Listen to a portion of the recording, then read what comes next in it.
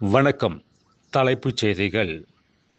காலை உணவு திட்டம் 8ஆம் வகுப்பு வரை விரிவாக்கம்.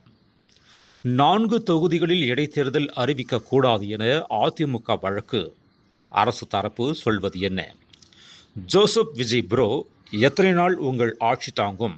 நயினார் நாகேந்திரன் கேள்வி. கடலூர் ஹைட்ரோ கார்பன் திட்டத்திற்கு தமிழக அரசு அனுமதி அளிக்க கூடாது. சீமான். வெண்டிலேட்டரில் தமிழக சட்டம் ஒழுங்கு.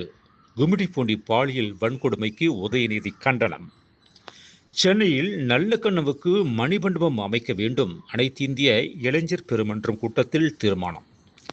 கீர்த்தி சக்ரா விருது பெற்ற ராணுவ வீரரை பாராட்டிய முதல்வர் விஜய் அரசு சார்பில் ரூபாய் 48 லட்சம் வழங்கினர்.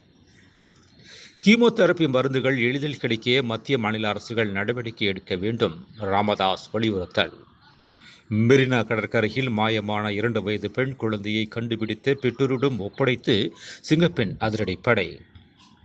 தமிழகத்தில் நடக்கும் குற்றங்களில் வடமாநிலத்தவர் தொடர்பு அதிகரிப்பு என அண்ணாமலை. சினிமா விழாவில் ரசிகர்கள் அத்துமீறல். ராஷ்மிகாவை பாதுகாத்த கீர்த்தி சனோன். நீலகிரி மாவட்டத்தில் அறிவிக்கப்படாத மின் தடை, பொதுமக்கள் அவதி. மேலும் விரிவான செய்திகளுக்கு அரசியல் ராஜ்யம் மின் இதழை படியுங்கள். நன்றி, வணக்கம்.